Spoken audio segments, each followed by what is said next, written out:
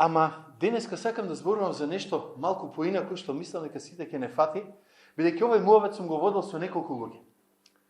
И прашањето беше, често сме го правеле овој муавет, и пасторите го прават овој муавет многу често, зошто си во таа конкретна црква кај што одиш? Зошто баш таму, а не на друго место? Не, мора да има некоја причина. Дали зошто купуваш од таа продавница, а не од таа? Зошто си избрал тој брачен партнер или оној брачен партнер? Зошто си направил различни избори во животот? Изборот на црква е еден од тие избори. Секоја црква е поинаква.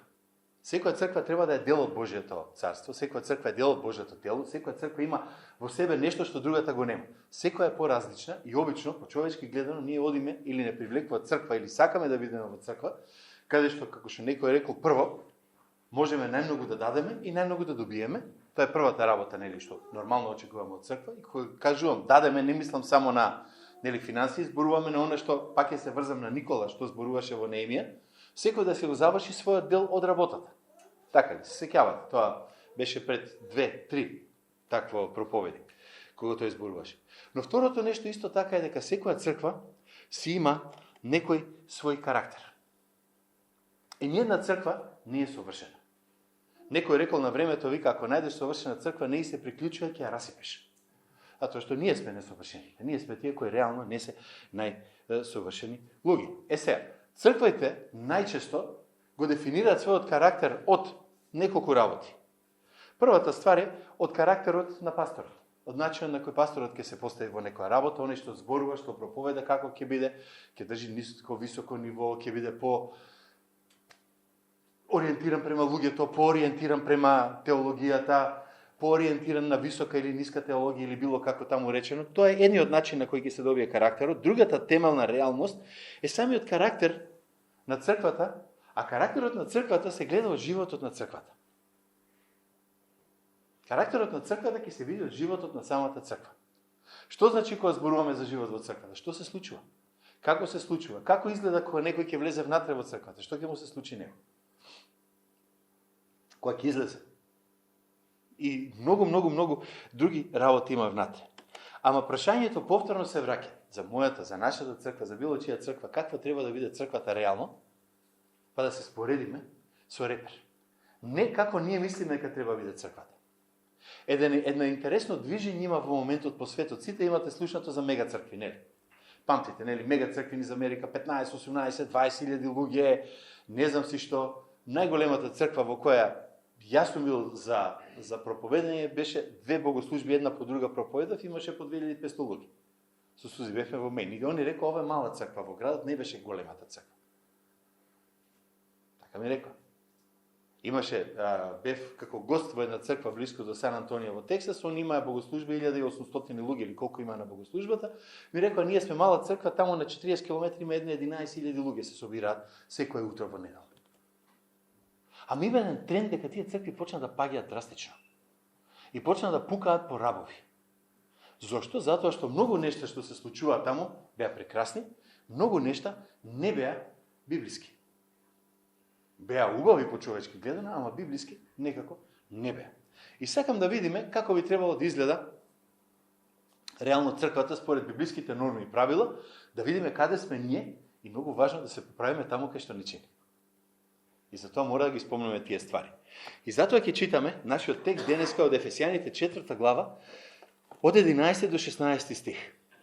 И тој постави едни за апостоли, други за пророци, некои за благовестители, а некои за пастири и учители, за усовршување на светиите во делото на служењето, за изградување на Христовото тело, додека сите не достигнеме до единството на верата и познанието на Синот Божи, до состојба на совршен човек, до мерата на потполната Христова возраст, та да не бидеме веќе мали деца што ги колеба и понесува секој ветар на лукавите човекови учења, измислување од итреците за да водат кон заблуда. Туку живеејќи вистинито во љубовта, на секаков начин да растеме во нешто е главата Христос, од кого целото тело составено и сврзано со сите зглобови што го одржуваат преку дејствувањето на секој дел според неговите сили, прави телото да расте, за самото да се изгради во љубов. Ова е текстот кој ќе ни биде основен темелен текст или како водич. И јас реков дека сакаме да почнеме од тоа што ја дефинира црквата. Цркви има различни. Цркви наоколу има еден куп. Според Библијата, според оно што го читаме ние на многу места во неа, првото што го гледаме е дека црквата е семејство. Дека идејата е дека секој кој ќе дое во црква треба да се чувствува како семејство. И ние кога ќе речеме семејство, сите гледаме на некој идеал во семејство. Семејства да знаат да се скараат. Семејства да знаат да се расправаат. Семејства да знаат да не разговараат едни со други. Ама исто така знаат да речат брат брата не рани тешко кој го нема. Така ли? Значи христијанството, црквата треба да биде семејство во кое ќе има и кавги, ќе има и расправи. Ако нема кавги, ако нема расправи, ако се е совршено, имате пасивно-агресивна ситуација. Сите знаат дека нешто не чини, ама никој не му кажува. И тоа не помага многу. Значи црквата, кога ќе кажеме семејство, значи дека е со сите убави работи на семејство и со сите лоши работи на семејство. Ќе се радуваме кога некој ќе се роди внатре, ќе жалиме кога некој ќе почине, ќе се скараме со некој, ќе се смириме со некој ќе сме поблиски, со некој ќе сме помалку блиски во еден период на животот. Погледнете си ги вашите семејства, па кажете ми дали е така или не. Тоа е реалноста. Значи, кога ќе ги кажуваме овие работи, немојте да ги идеализирате. Да, црквата треба да е семејство, семејството е идеално. Не е семејството идеално. Зошто? Затоа што има луѓе кои се грешни внатре во неа. Црквата е семејство создадено од едночудни грешни луѓе, да. Покаени грешници, ама сепак луѓе кои имаат една друга позадина. Црквата е невеста. Вистина е. Така е. Христова невеста, велиме дека еден ден Христос ќе се врати по неа, ќе биде на небото и така натаму повторно секој што поминал низ оној систем младоженец невеста, многу добро знае дека не тече се совршено до последните од 5 до 12. Мене 3 дена пред свадба ми се откажа кумот, од вај после се врати назад. Кога требаше да ми го даде прстенот, го бараше по џепови, од вај го најде, и тоа беше вистина. Тој што требаше да ме вози на венчање, задоцни, па трет ме возеше на венчање, и така натаму, значи, кога речеме црквата е невеста, ќе имаме нешто убаво, се супер, знаете сите дека не тече се подмачка. Повторно, црквата се тежи или тежне кон совршенство, кон чистота за да биде кон Господ. Црквата исто така е она што го вика Исус, јас сум лозата, вие сте прачките. Идејата е дека ние сме дел од нешто поголемо. Може би гроздот, може би јас, може би ти ќе дадеме некој плод таму, ќе биде голем, некој ќе биде малечок, некој ќе биде сув, некој ќе биде било каков, ама храната ја добиваме од едно исто место. Така вели Исус, нели? Црквата исто така е царство. Христос е царот, ние сме поданици. Така е. Во секое царство имате луѓе кои ја следат политиката на царството, имате луѓе кои се бунтуваат преди политиката на царството. Така што црквата која е таква, секогаш ќе имате луѓе кои ќе бидат противни, антипротивни, луѓе кои ќе прават ова или она, ама сите сме под исто царство, бидејќи сме одлучиле да живееме под таа круна. Да имаме пасош на таа земја. Ајде да кажеме денеска, како што го викаме. Се сеќавате дека црквата исто така на едно место е покажана дека е група на слуги, ако сакате, или робови, како сакате да ги кажеме, кои признаваат дека Исус е нивни Господар. Сега, сите овие слики и илустрации на црквата што ги кажав до сега, ќе ги најдете и во Стариот Завет. И таму црквата беше храм, мислам, Христовиот народ беше храм, и таму црквата беше невеста, сетете се на пророците кои кажуваат, јас те сакав, те земам за своја жена, за своја невеста, ти почнам да изневеруваш со други. Ги знаете сте тие ствари таму. Единствената метафора, единствената споредба што во Новиот Завет ја имаме, а ја нема во Стариот Завет, е црквата како тело Христово. Иначе дека е храм, дека е сите тие ствари, тоа го гледаме и нас. Ама црквата како тело Христово е првпат само во Новиот Завет. Сега прашањето е, што тоа значи за нас? Што тоа значи? Бидејќи од тука, ако црквата е тело Христово, тука ќе произлезат после нашиот пристап, нашиот однос и на крајот ќе излезе нашиот етос, ако сакате, или живот на самата црква. Кога кажам црква, тоа почва од мене до сите вас што седите тука. Не е еден, не е двајца, сите е. До тука се разбираме, нели оди така. Во Ефесијаните 1, 22 и 23, да се вратиме малку на почетокот во Ефесијаните, ни се кажува јасно дека Христос е главата на црквата. И тука ни се вели, вика, се му покори, Бог, се му покори под неговите нозе и го постави за глава над се во црквата, која е неговото тело, полнота на оној што исполнува се во се. Бог го постави Христос како глава на црквата, црквата е телото. Односно, оној останатиот дел тука. Што доаѓа? Црквата треба да биде тело Христово. Тие сме ние. И затоа повторно ќе се повторам уште еднаш, ја имаме оваа специфична идентификација тука, што ја нема во Стариот Завет. Бидејќи сите други слики ќе ги најдете, како што реков, и во самиот Стар Завет. Сега, за да разбереме каква треба да биде црквата и да го дефинираме животот на црквата, ајде да ја видиме библискиот терк. Во 3:21, малку порано во Ефесјаните од овој текст, ни вика: нему нека му е слава во црквата и во Христос Исус во сите поколенија и за вечни векови. Божјата слава е веќе во Христос. Треба да се види и во црквата. Секој од надвор треба да види славата и во самата црква. И апостол Павле, кога пишува, вели, ако сте забележале во сите негови посланија, кога зборува за нешто, он се споредува себе си, кога е, например, затворен. Вика: јас, Павле, затвореник, ама никаде нема каже затвореник на Римското царство или затвореник на евреите, вика затвореник на Христос Исус. Поентата е, јас сум дел од тоа тело, јас сум заробеник заради него, јас патам заради него, јас сум дел од тоа некое царство. И вика како нели затвореник за Господа, а вели, чека, ова го помина веќе, вика он: ве молам да одите на начин достоен на позивот за кој сте повикани. Сакам да забележите оваа фраза. Ве молам да се однесувате достојно на позивот за кој сте вие повикани.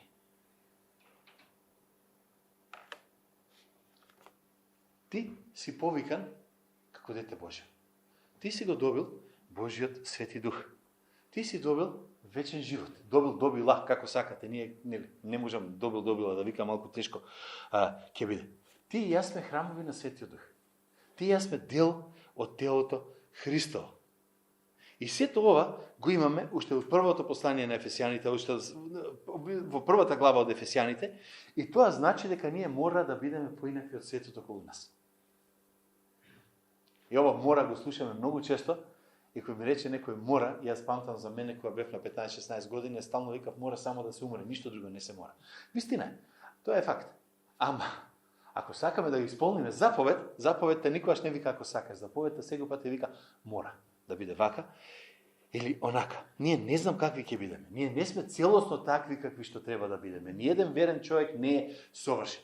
Ниеден човек кој се нарекува Христово чедо, дел од Христовата црква, не е совршен. Ама секој од нас си знае колку е несовршен и сака да расте во совршенството. Тоа е важното. Ние сме обновени, ние сме новородени синови Божи во овој свет и затоа Павле вика: очекувам, ве молам, ајде однесувајте се достојно на тоа што ви е дадено. Ако некој ви даде чест да ја представувате Македонија некаде, да застанете пред стадионот 50.000 луѓе, ќе излезете со мастика, неизбањати, неизбричени. Сакате да се покажете во најдобро светло. Зошто? Затоа што представуваш некој друг.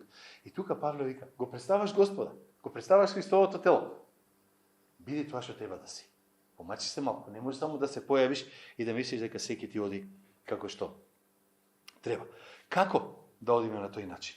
Како да се однесуваме така? И апостолот Павле ни го дава одговорот. Со секакво смирено мудрие и кротост, со долготрпеливост, поднесувајќи се меѓусебно во љубов. Ти си повикан, подигнат си над другите, тој те воздига за себе си во неговото царство и имаш едно висок позив. Ти си нешто важно во Божите очи. Ама што значи тоа за тебе? Како треба да се однесуваш? Со кротост, со мудрост, со долготрпеливост, поднесувајќи се меѓусебно во љубов. Како во фамилијата. Како во фамилијата. Сите овие работи мора да ги правиме во фамилијата. Во најблиската фамилија, во пошироката фамилија мора да има и смиреност, и кротост, долготрпеливост, и најмногу од се треба да биде да има љубовта. И еве го клучот тука. Црквата треба да покаже единство на тој дух. Да има единство кое е произведено од љубов. Ние не сме тука оти морам. Ние не сме тука оти јас сум се родил во оваа црква, па морам да останам во оваа црква до крајот на мојот живот. Ние не сме тука оти некој насила не влече секој ден. Или секоја недела на сабајле. Ние сме тука оти сакаме. Ако сме дошли оти сакаме да бидеме тука, тогаш сме должни таа љубов, таа долготрпеливост и така натаму да ја покажеме помеѓу сите тука, за тоа да стане, пак ќе кажам, животот, тоа да стане етосот на целата заедница. Сите да функционираме како супер луѓе, сите да сме со насмевка на лице, еден намкер да има внатре, ќе го расипе печатокот на тој што ќе влезе. Ај размислете малку. Размислете дали ќе е така. Влегов во црква, еден имаше цело време напрки ме гледа. Есу му дошол до црква. А може би ни е смешно, ама реалноста е таа. Реалноста некојаш, за жал, може да излезе натака. Ние треба да живееме во љубов, бидејќи љубовта го држи единството на духот и ќе не спои заедно. Се, ние може би сме биле во друга црква, ние може би сме посетиле и сме виделе други цркви. Ама Павле затоа вика, покажете го единството на духот, бидејќи единството е продукт на љубовта. Љубовта пак од своја страна е производ на понизноста, кротоста, трпението и толеранцијата. Ти не можеш да го сакаш некој ако не си спремен да го толерираш. А тој нема да види твојата љубов ако не си кроток и понизен. Тоа е реалноста. Тоа е она што треба да се појави. Тоа е волјата на Господ за нас. Ништо не е поболно за човек кога си во црква, во која гледаш расправи, кавги, проблеми, недоразбирање, гордост, предрасуди, глупости, сите тие ствари кои се случуваат. Едно или сите кои се појават, настануваат сериозни проблеми. Јас се надевам, јас верувам, барем така мислам, дека тоа кај нас го нема во моментот, бидејќи тогаш тоа единство е духовно единство, единство на срцето, единство на љубовта. Бидејќи ова е начинот на кој единството всушност се дефинира и заедништвото како такво. И прашањето кое мора си го поставиме го има ли кај нас? Сите ги си го постави. Ако го нема, зошто? Првото прашање. И второто е што ќе направи за да се врати. Нешто ќе направи другиот, што ќе направиш ти? Отинефората ќе му кажам на тој да се смени. Ќе си кажам себе си и јас да се сменам. Јас да направам нешто друго. Сега, оваа единство може да стане реалност само ако сватиме прво дека не сме сите исти. Прво, и да сватиме дека никош нема да бидеме сите исти. И трето, никош не треба да бидеме сите исти. Во 4 и 5 стих, таму, ни вика вака, забележете го. Едно тело и еден дух, како што сте и повикани кон една надеж на вашиот позив, еден Господ, една вера, едно крштение, еден Бог и Отец на сите, кој е над сите, преку сите и во сите нас. 7 пати во еден стих. 7 пати во еден стих. Апостолот Павле зборува едно. Знаеш, еднаш кога ќе ти кажат, ќе речеш ќе заборам. Втор пат, трет пат, 7 пати кога ќе ти каже некој белки, ќе ни остане нешто во глава. Сакаме ли да одиме како што треба? Сакаме ли да имаме единство? Сакаме ли оваа црква да го одразува телото Христово и има да бидеме едно? И во 1 Коринтијаните 12, кога читав, го спомнав тоа таму. Ќе видиме што е разликата во сите тие ствари таму. Има разлика, ама сепак мора да сме едно. Единството, заедништвото, духовното заедништво е сето наше. Се го имаме ова, ама ова е за сите нас и треба да биде видливо сега во сите нас. И затоа веќе одиме малку понастрана. Секој од нас има добиено од Господа дар. Не зборувам за дарот на спасението сега. Дарот на спасението си е дар на спасение кој Господ ни го дал. Ама секој од нас добил дар од Христос, кој не е спасението, туку она што го нарекуваме духовен дар. Ето духовен дар, кога Павле зборува за него, тие се духовни дарови кои Господ ни ги дал на секој од нас, заради служба во самата црква. Ке дојдеме на тоа малку подоле, малку покасно, ама сега само сакам да спомнам, кога Павле вика вака, едно тело, еден дух, едно, во Филипјаните, само да го потврдам ова, вика, живејте достојно за Христовата Евангелијата, ако дојдам и ве видам или пак слушам за вас дека стоите во еден дух, бореки се еднодушно за верата на Евангелијето. Што сака да каже? Сака да каже, живејте достојно за тоа Евангелие. Ова горе, тие 7 едно што треба да ги имаме, ќе ни го дадат достоинството да живееме достојно за Христовото евангелие. Достојни, по крајна сметка, се наречеме Христови чеда. Инаку нема да бидеме Христово чедо. Или Христови чеда, ако така да кажем. И кога зборуваме за тоа спасение, за тој духовен дар, ние мора да се подсетиме на оно што го читав од 1 Коринтијаните 12, а и овде во 16 стих е повторено. Вика, од кого целото тело составено и сврзано со сите зглобови што го одржуваат преку дејствувањето на секој дел, според неговите сили прави телото да расте за самото да се изгради во љубов. Телото функционира како целина од делови. Не треба да знаеш медицина, да знаеш дека ако ти фали еден прст имаш проблем, ако ти фали ногт некаде имаш проблем, ако ти фали нешто крупно, па не дај Боже, уште повеќе имаш проблем.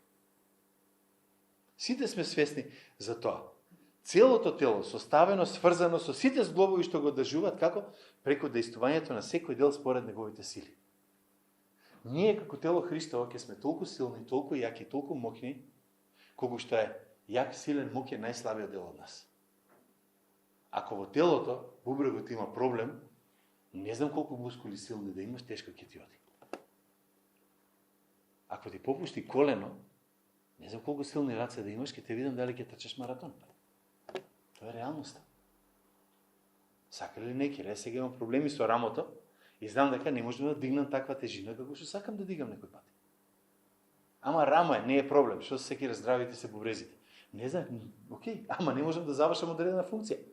Полошо се врши таа друга одредена функција. Секој има дар, секој има функција, секој функционира во тоа единство. Прво Коринќаните 12, кој ќе почне да зборува, апостолот Павле, и после во 14 глава, вели дека постојат дарови кои сите ги гледаат и постои дарови кои не ги гледаат сите. Има дарови кои ќе застане некој како мене да проповеди или да поучува, викаат, тој служи во црквата. Ама некој поставил кафе машина, некој исчистил кафе машина, некој направил кафе, некој направил Господна вечера, спомен поставил тука, некој зачистил, исчистил, цвеќиња нели таму полевал, правил нешто. И јас можам да се кладам со вас, и не знаете што се случува позадина во црквата, што никој не го гледа тука напред кој ќе застане Никола или јас. Ама некој ако не ги заврши тие работи, ќе ни го исклучат парната, ќе исклучат струјата, ако некој не ги плати сметките. Ако некој не даде отчет за тоа што се работи. Ако некој не зачисти, кога последен пат си помисливте, кој чисти во црква? Убаво, супер. Убаво, значи, фино. Поарно ќе беше, ајде изчистиме црква. Одлично, супер. Сакам да кажам дека тоа е начинот на кој сакам да видам дека функционираат работите. А не, треба да се направи. Кој? Па треба. Некој ќе биде. Некој никогаш не е завршил работата. Секој пат е било конкретна личност, одреден човек кој е рекол, дошол, направил нешто и сме завршили. И кога зборуваме за даровите, некои се повидливи, пак ќе речем, некои се поскриени, некои ги гледаме, некои не ги гледаме, сите функционираат заедно. Што е наравучение? Не се жали ако си дел од телото кој не се гледа нон-стоп. Јас реално не знам што прави слезинката у телото. Ама сите ми кажат дека е проблем ако живееш без неа. Не знам. Има многу работи во телото кои не ни знаеме дека ги имаме, дури ни трнет наопако. И тој ќе имало тоа, или ова или она се случувало нешто. Ситни работи, малечки работи. Ама без нив телото функционира шепаво, малку не му оди тука. Ама таму што си во 1 Коринќаните 12, и во Коринќаните 14, и на неколку други места, она што го гледаме таму, се всушност, како да ги кажам, тие се категории на дарови. И често луѓе прашуваат, особено кога имаме работа со помлади стенжи, како да си го откријам мојот дар?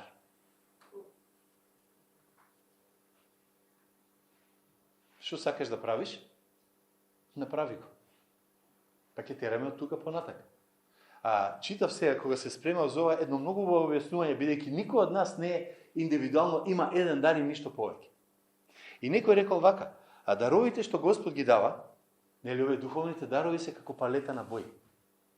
Знаете, кога црта уметник сте гледале, зима основни бои, ги меша и ги црта. Една боја ќе доминира, ќе биде најсилната, ама внатре има и други бои кои ќе се појават, за таа најсилната да може да зрачи.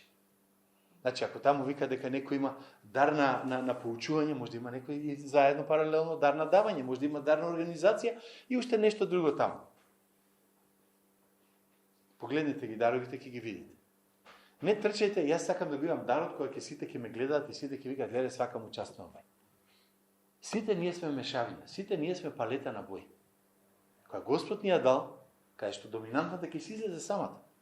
Некои викаат, не знам што ми е повикот. 100 пати сум го кажал, тоа ќе биде 101 пат што ќе кажам. Мој многу близок пријател од Ливан еднаш ми кажа, повик е она што ќе го правиш, дури и да не те плаќаат. Така дефинирайте си кој ви е позивот во црквата. Ако таква нешто нема, немате дар. Тогаш прашувам, има ли спасение?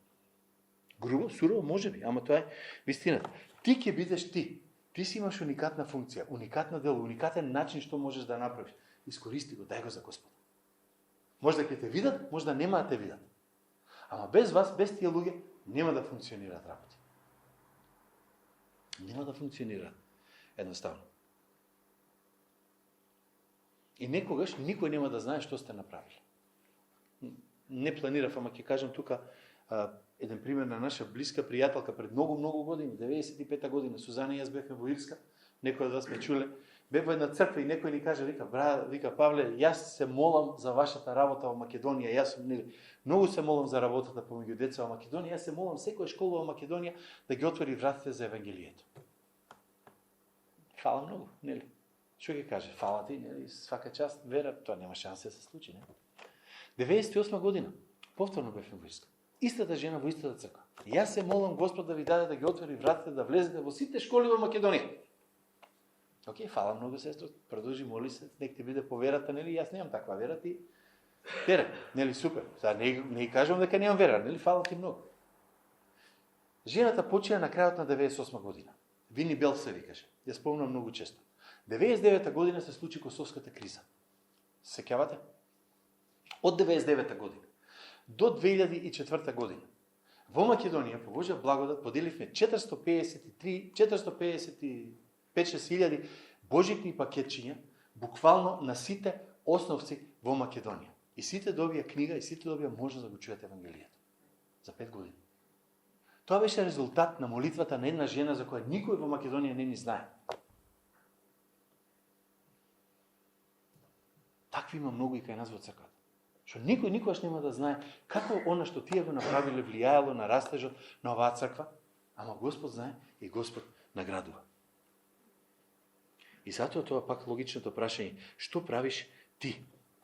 Не ти треба, јас го имам тој дар. Прави што ти лежи, па ќе си видиш дали е тоа.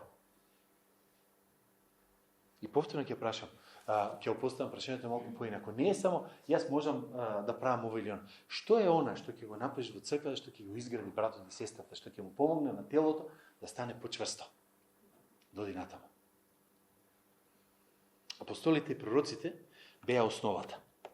Во 2 глава 20 стих читаме и малку и претходно.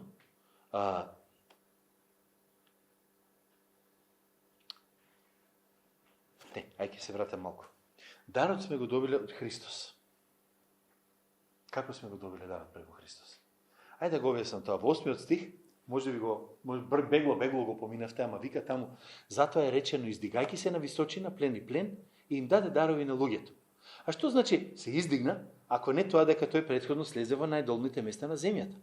Оној кој слезе е истиот кој се издигна, повисок од сите небеса, за да исполни се. Сте го читале стихот, сигурно, не знам дали сте размислували. Знаете која е тука сликата? Ова е во Псалм 68, таму негде, мислам дека се повтара истото. Давид користи слика во Псалмот таму, што Павле повторно ја користи после кај него слика, но она што се случуваше со кралевите и царевите во нивното време. А што беше тоа? Кога царот ќе дојде, кога победил, дека победил некаде, донел со себе плен, донел се што има, се враќа како победник, го возвишуваат, го слават и од пленот што го има им дава на неговите најблиски. И ова што апостол Павле го вика тука е прво Христос се понизи, не победи прво. Прво Христос се понизи, дојде од небото на земјата, се роди, нели Божик славефе, живееше, умре, воскресна, значи понизен, ептен понизен, воскресна, ја победи смртта, го победи гревот, го победи сатаната и кога дојде на небото вика, сега нас ни даде дарови. Разберете дека ви даде нешто што тој го заработи. Дека не е само нешто што немам што да правам, ќе ти го поклонам. Како ние што знаеме да даде. Не. Тој победи и ни даде. И затоа после продолжува и кажува во 11 и 12 стих, дека Бог дава дарови, ама Бог даде и луѓе со тие дарови. Не се само дарови што висат, туку тие дарови функционираат преку мене, преку тебе, преку сите. И тој постави едни за апостоли, други за пророци, некои за благовестители, некои за пастири и учители за усовршување на светиите во делото на служењето за изградување на Христовото тело. Сите тие дарови се окей, ама треба некој да ги работи. Го имаш, го гледаш, најди си го, искористи го. Работи со него. Функционирај со него и Господ ќе ти даде уште повеќе. Предупредување тука е. Колку повеќе човек се труди во Божјото царство и за Божјото тело, толку повеќе Господ ќе му натовари на глава. Се сеќавате на оне што имаше 10 таланти, заработи уште 10? Го вика браво. На 10 градови беше 20 ќе ти дадам сега. Над малку беше вер, дупло ќе ти дадам. Мора да го гледаме како благослов. Апостолите, пророците, беа луѓето кои беа темелот. Зашто се утврдивте во Ефесијаните 2:20 на темелите поставени од апостолите и пророците, имајќи го како аголен камен самиот Христос. Јас сум уверен дека денеска нема апостоли во таа смисла во која е тука напишано во Новиот Завет. Бидејќи дефиницијата за апостол во Новиот Завет таму, се сеќавате кога Јуда го тргнаа па мораа да изберат друг, беше дека апостол е некој кој бил за цело време со учениците и со Христос додека беше на земјата, така ли? Кој бил сведок на неговата смрт и воскресение. Пај да видам некој во 21 век што е таков сведок. Или во 20 век, или во 19 и 18. Апостол во смисла на пратеник, окей, ќе го разберам. Апостол во смисла на авторитет, како вие првите 12 или 13, зависи ли апостол Павле кај ќе го ставиме, нема. И затоа реално, ќе видите во Откровението, кога пишува дека има 12 престоли за 12 апостоли и така натам, некој прашува дали ќе е Павле или Матијас на тој, не знам. Не ми е ни важно тоа. Важно ми е дека Бог вика дека тие 12 беа поинакви од сите други. После апостолите почнаа да вика што има таму? Пастори, служители, старешини, епископи, еден исти збор више мање таму се врти. Тоа од 1 Тимотеј, 2 Тимотеј, нема да навлегуваме сега. Ама од тогаш наваму Бог дал луѓе кои врз основа на авторитетот на апостолите, врз основа на пишаниот збор на Библијата што ни е даде, ги поучуваат другите, за може тие другите да се вклучат во службата за телото, понатаму да расте и да оди. Тука. И тоа ни е важно. И процесот на усовршување е следниот, според стих 12. Тие што добиле дар од Господа да ги поучуваат другите, го прават тоа, ги опремуваат светиите за делото на служењето понатака. Логичниот редослед од ова испаѓа дека не можете да очекувате тој што стои тука, пасторот во нашата црква, и јас како помошник на пасторот во нашата црква, да ја работи цела работа и сите други да бидат само гледачи. Улогата на овие што стојат тука, дали сме јас, дали е Никола, дали е кој да било тука во мала група, во деца, во тие работи, е да ги поучи другите, да каже оди и ти прави сега така. Јас поучувам 1, јас поучувам 5, вие поучувате, вие 20, поучувате сега по 5 натака. Тоа е идејата на растежот. Иначе ќе запре со една со 20 луѓе. Тоа е идејата. Не оти некој попаметен. Тој да има дарот кој ќе опренесе на другите понатака. Како? На кој начин? Онака како што го кажува во 1 Тимотеј 3:16 и 17.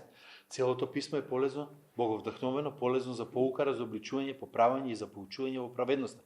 Та Божиот човек да биде усовршен и целосно подготвен за секое добро дело. Целта не е да поучуваме што ни текне. Целта не е да се дружиме, да разменуваме тоа што не знаеме. Целта не е да растеме во познавањето на Словото. Кога растеме во познавањето на Словото, растеме во службата. Затоа што мораме, сакале некеле мораме да кажеме за тоа што е внатре кај нас, да му пренесеме и да му кажеме на некој друг за таа работа. Пак за усовршување на светиите во телото Христово. Во делото на служењето за изградување во Христовото тело. Тоа е важната работа. Тоа е оно што нас не е многу, многу битно. До кога? Или која ќе биде ползата? Ползата од напредокот, односно од ово усовршување, е додека сите не достигнеме до единството на верата и познанието на Синот Божи, до состојба на совршен човек, до мерата на потполната Христова возраст. Со други зборови, до кога ќе работиме? До вечноста. Додека Христос се не земе. Полнотата на познавањето на Христос ќе имаме само кога ќе бидеме заедно со Него. Од тука излегува она дека христијанин не се пензионира. Само ги менува улогите. Ги смени улогите. Тоа е вистина. Се сеќавате на Пантелис? Тука неколку пати ни држеше некој предавање. Пантелис Сидеропулос, еден грк, што ни беше тука. Тој работеше едно време со студенти, водеше црква, работеше со студенти во кампус. Знаете која е неговата служба сега? Тренинг на баби и дедовци како да влијаат на нивните внуци. Како да пренесете евангелието со нивните, помеѓу нивните внуци. Озбилно ви кажу. Работи со 60 плюс луѓе. Само со нив. Веќе младите завршија за него. Сега, они 80 годише. Јас може да ги поучам тие што доаѓаат по мене. Имајте го тоа на ум. Сите вие што викате до тука беше работата. Како ќе ги опремиме? Проповедај го Словото. Проповедај го со авторитет. Ама, потполнуваме Христова ова. И всушност, тоа треба да биде црквата. Да има единство на верата, единство на доктрината, единство во вистината, единство во длабокото, неповршното познавање на Христос, Синот Божи. И тоа е многу важен дел. Таа е онаа диаконија, ова што оди натаму. Така, телото ќе расте. Кој ќе биде резултатот од сето ова? Да видиме, да заокружим, да завршим. 14 стих. Та да не бидеме веќе мали деца што ги колеба и понесува секој ветар на лукавите човекови учења, измислувани од итреците, за да водат кон заблуда. Со други зборови, избери си црква, седни си во црквата, почни да работиш, да градиш во таа црква кај што си. Инаку ќе те дуваат ветрови на сите страни. Пак ќе речем, најдобрата црква нема да ја најдеш. Совршената црква нема да ја најде. Ама, ќе речем, јас сакам тука да градам, сакам тука да растам, тука до моментот додека Господ може би ќе рече, црквата тргнала по погрешен пат, пасторот тргнал да поучува нешто друго, не ми одговара од 1, 2, 3, 4 ова, се селам во друг дел и ќе си одам. Тоа е друга причина. Ама ако сакаме да менуваме места кои ќе ги наречеме наш дом само и само, за да не мора никаде да бидеме вклучени во функција, губиме ние благослов. Губиме ние благослов. Тоа ви се оние, знаете, проповедници кои проповедат во разни цркви нон-стоп, а немаат своја црква. Знаете кој е проблемот кога нема своја црква? Нема кој да се моли за тебе. Нема кој да се вратиш и кажеш, луѓе, помагајте, браќа, сестри, фамилија, помагај. Ние сме дел од широко семејство. Ама сепак сакаме да имаме и нешто тука близко. Тоа е првото нешто. Второто нешто што се случува е дека живејќи вистините во љубовта, тоа е негативното. Позитивното е живејќи вистините во љубовта на секаков начин да растеме во оној што е главата Христос. Првото е ќе бидеме сигурни, стабилни, ќе имаме стабилност. Второто нешто е, имајќи ја стабилноста, ќе живееме вистините во љубовта и ќе растеме во познавањето на Христос. Ке имам кај кој да се свртам. Она брата не рани на почеток што го реков. Ке имам на кој да се свртам и да кажам, имам потреба. Ми треба помош, ми треба совет. Не ми треба ништо од тебе, ми треба совет, ми треба само да седнам да ми слуша некој. Тоа е. И тоа е дел од она што треба да се случи во самата црква. Кога си дел од црква, имаш многу можности. И вика, живејќи вистините во љубовта или зборувајќи ја љубовта, ево, целото ќе го кажам. Вистините во љубовта на секаков начин да растеме. Кога ќе ја знаеш вистината, нема да ја прифатиш лагата. Кога нема да ја прифатиш лагата, ќе можеш да кажеш, јас не се согласувам со ова што го правиш, ама еве зошто ти ја кажувам тоа, бидејќи те сакам и не сакам подлабоко да заглебиш таму кај што се тргнал. Ние вистината ќе ја научиме дома. Ама исто така ќе научиме во црквата. Знаете, некој пати овој наш индивидуализам, како евангелски протестантски цркви, кај што мислиме дека секој има право да си реши, да си направи своја теологија и своја доктрина и мојата е најправата доктрина, знаеме да забегаме на места кај што не треба да одиме. И ние сме имали луѓе во оваа црква кои доаѓале со погрешни доктрини, погрешни ставови и мислите, моето е најправо и вака или никако треба да биде. Како ќе знаеме дали е во право човекот или не? Како ќе знаеме дали како црква треба тренеме да го следиме тој пат што некој ќе ни го каже? Оти пак ќе речем, Господ знае да зборува, човек може да дојде денеска со 2 збора да направи нешто во вашиот живот што јас тука не сум го направил со 50 години. Ама како ќе знаеме дали е вистина? Кога ќе успоредиме со вистинското Божјо слово. Како ќе знаеме дека ова што тој некој го зборува, што дошол да зборува тука, е нешто кое стварно е за благослов на нашата црква? Па, ако го гради нашето тело, ако растеме во љубовта, ако растеме во заедништвото, ако растеме во познанието на Христос, било Божји збор. Ако ништо од ова не се исполни, човекот не е бил пророк вистински. Не бил. Што да правиме? Значи, нема да го слушаме. И дали забележувате колку е важна љубовта? Целиот текст, ова е намерно правено во сите преводи. Сакаат за самото да се изгради во љубов. Сакаат, сите преведувачи кои работат, сакаат овде да завршат на љубовта. Преспо, многу важно. По ова ќе ве знаат, ќе ве познаат дека сте мои ученици. Втекнува, ако се љубите едни со други. Црквата, која го следи овој божествен трк, ако смеам да кажам, тоа ќе биде позната не само по тоа што се проповеда здрава евангелие таму внатре, туку ќе биде позната по Божјата љубов. И ако во црквата дојде човек од страна и ја почувствува таа љубов и каже, абе и овие се којот клин, којот плоча, што викаат во Струмица, ама од друга страна гледам дека има близина, има заедништво, се сакаат едни со други, окей, сме го исполнили она што Господ го бара од нас. Не најдобрата проповед. Знаете, моево ќе заврши, после дружењето би тоа. Не е најважно што ќе се појави онлайн утре или други.